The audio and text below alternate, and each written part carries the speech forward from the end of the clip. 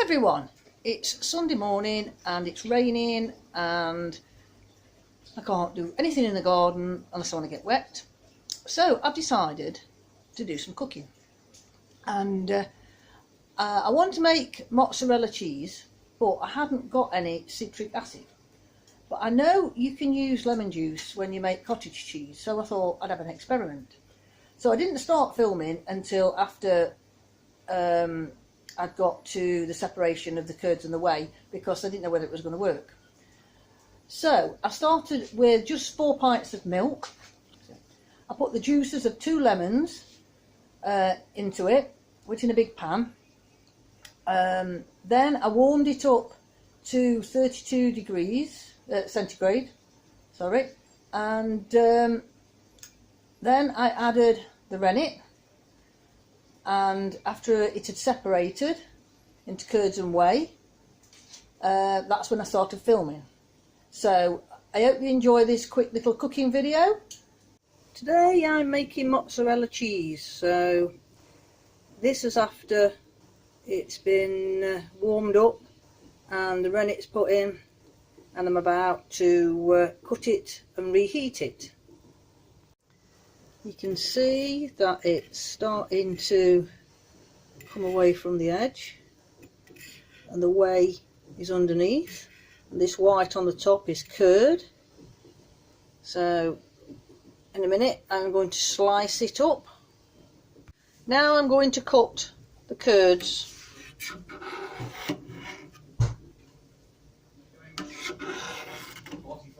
Dinner. Beans on toast. And you have a husband talking to you in the background.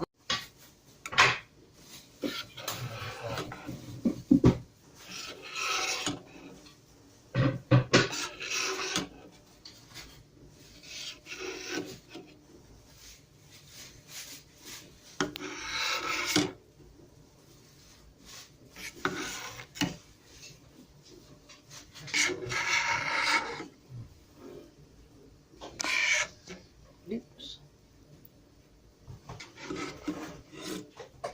This is not easy to do when you've got a phone in your hand. I need to heat this back up to 40 degrees.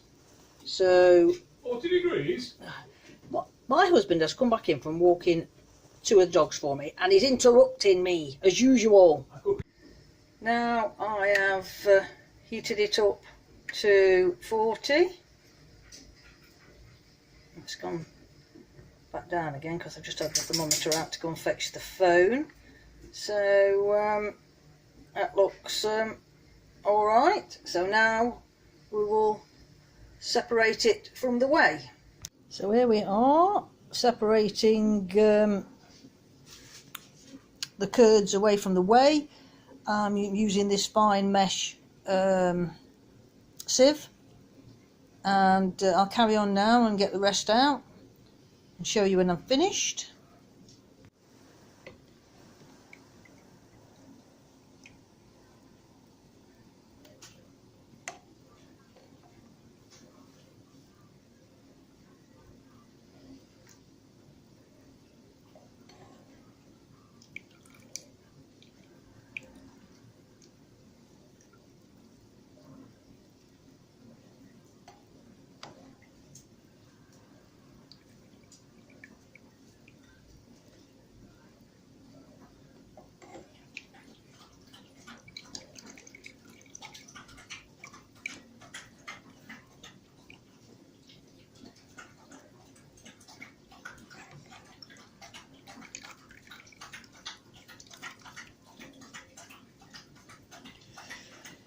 We're getting to the last bits now, so this is getting a bit more awkward.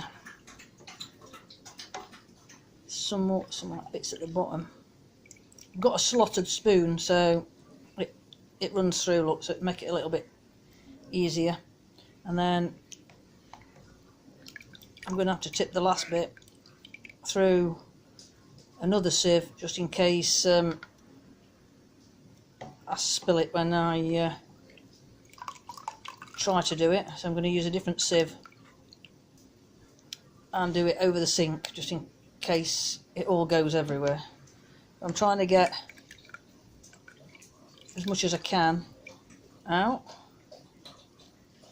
Sorry if I'm waggling one arm to get the water out, and I'm moving the camera at the same time with the other hand, sorry. Alright, I'll get that finished. So that was what looked like there was nothing left, but I've strained it over the sink, so like I said, so I wouldn't spill it all over everywhere. So there's still quite a lot in all that liquid. So I'm going to put the both together once I've let them strain a little bit, and on to the next step. Right, I've transferred it into a microwavable bowl. This is a Tupperware type tub because I can't find my little plastic bowls, and also happened to all of them.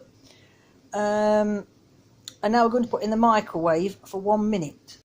Now I've got to kind of knead it together and see if it's stretchy. If it's not stretchy, it's because it's not hot, and I have to put it in again for another minute. So if you can see, it's starting to get stretchy.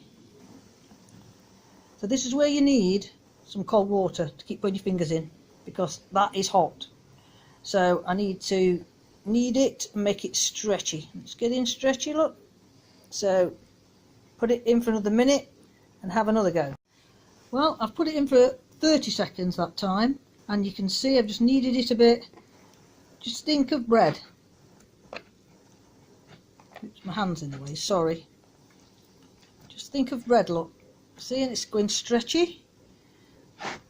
So I'm going to put it in for the rest of the minute and have another go at kneading it, and then we'll be on to salting. Well, now you can see it looks a bit like whipped ice cream, doesn't it? Like that. But this I can't really show you with two hands. It needs to be stretchy like this. And if you're wondering why I can stand the heat of this, I have asbestos hands, according to my family. Years of working in different industries. I've got not much sensation left in my fingertips. Now we're going to salt it, and I'm going to use sea salt because you're not supposed to use iodine salt. Well, I don't know what iodine salt is, so I'm assuming sea salt is natural. So if it goes green, you can all laugh. To see this, but we have salt on the top. I'm using a salt mill. You're supposed to use about 2 teaspoons, 2.5 teaspoons of salt. Well, we're not a salty family, so I'm not going over the top. So I'm going to knead that in and put a bit more in as I'm kneading it, and then we're going to go into an ice bath. I've put it into its ice bath, and now this is for keeping its shape. I'm going to put it into a Tupperware container and then put some whey in to keep it moist, and then I'm going to use it for my recipe with my aubergines later on today.